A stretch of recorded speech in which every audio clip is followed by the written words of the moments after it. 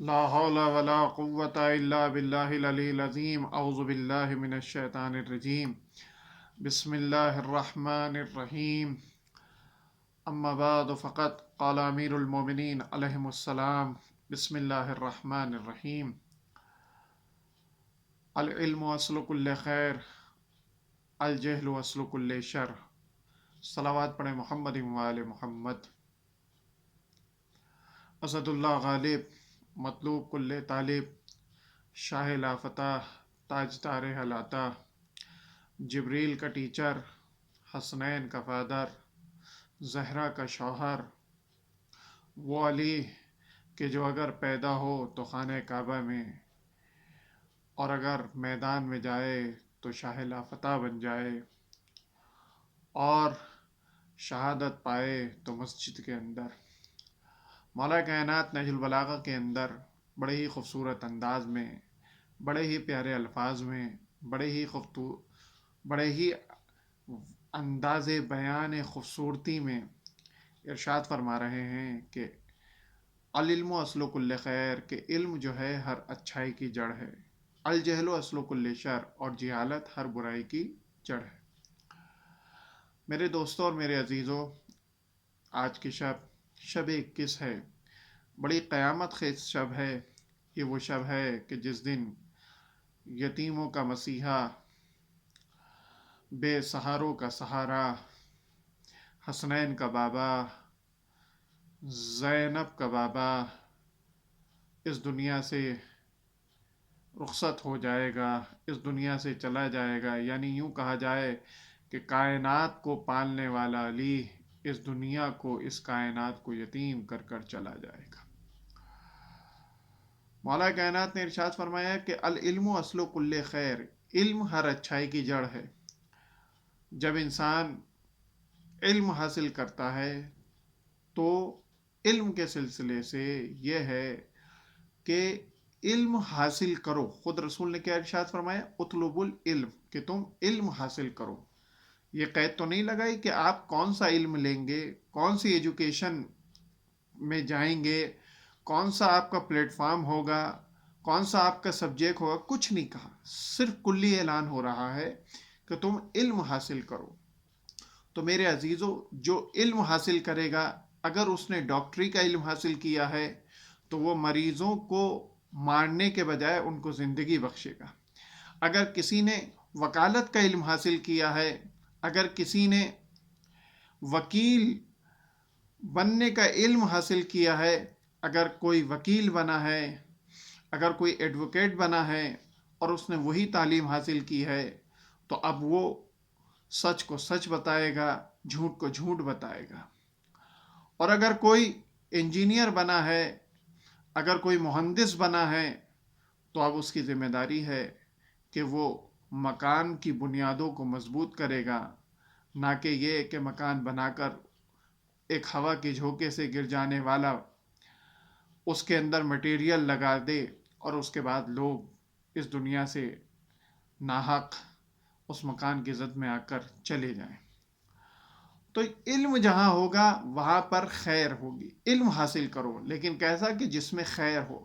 اگر تمہارا علم ڈاکٹری کا ہے، اس میں مریض شفا نہیں مر رہے ہیں، تو تمہارا علم خیر کا نہیں۔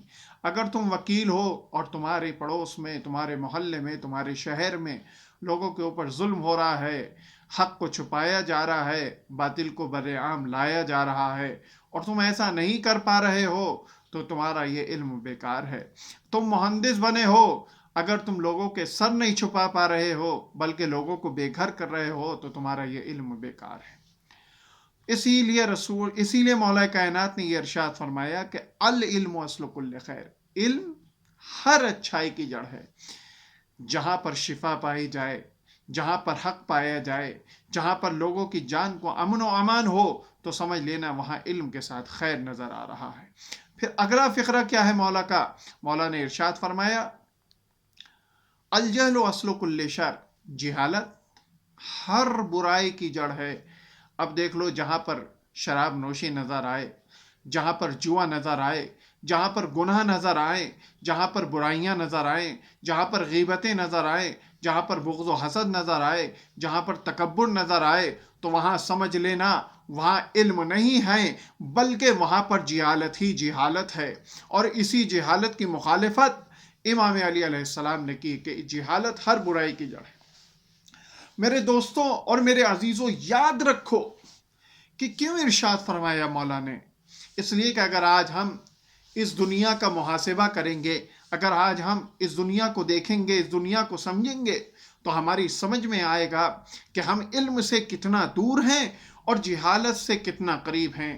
آج آپ یہ دیکھیں، جب ہم پوری دنیا کا، پوری یونیورس کا کو ہم تجربے میں آتے ہیں، اس کی تحقیق میں جاتے ہیں، اس کے بارے میں معلومات فراہم کرنا شروع کرتے ہیں، تو ہم نے ہر قوم کو ہر جگہ پر، ہر ملک میں، ہر سماج میں، ہر معاشرے میں دیکھا تو ہر قوم ترقی کی طرف بڑھ رہی ہے، لیکن ہم مسلمان، ہم اللہ والوں کی یہ حالت ہے کہ ہم جہاں جا رہے ہیں وہاں برائیوں کا سہرا ہمارے سر رکھا جا رہا ہے اور اچھائیوں کا سہرا دوسروں کے سر رکھا جا رہا ہے۔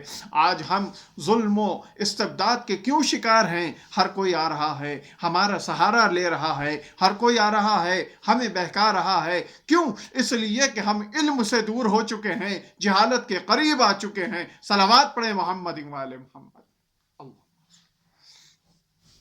تو بس میرے دوستوں اور میرے عزیزوں، مولا کائنات نے اسی لیے ارشاد فرمایا کہ ہم علم کو خیر سمجھیں۔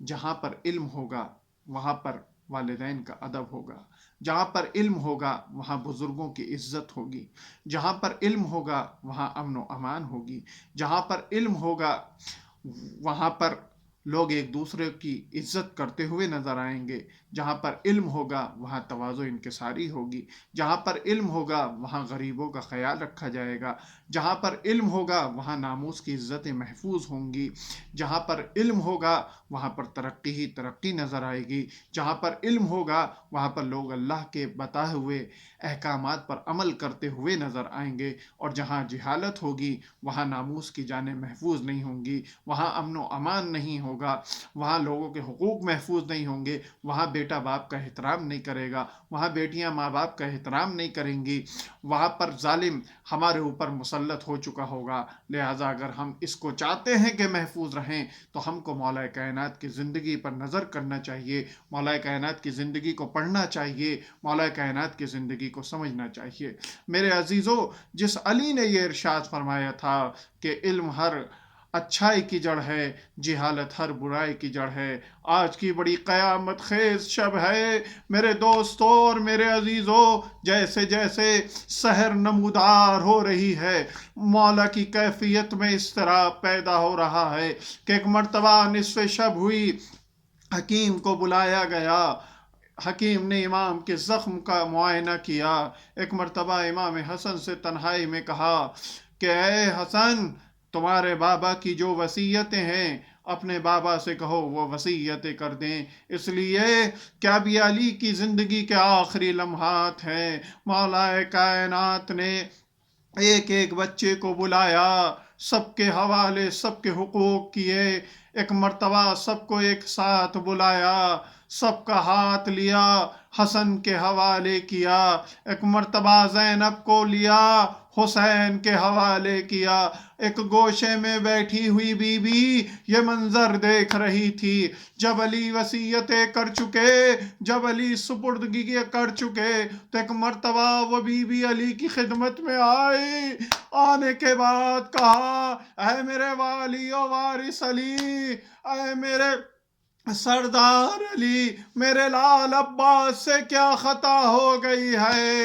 ایک مرتبہ یہ جملہ سنا، عباس کو بلایا، حسین کو بلایا، کہا عباس میں نے پورا گھر حسن کے حوالے کیا، حسین کو تمہارے حوالے کر رہا ہوں۔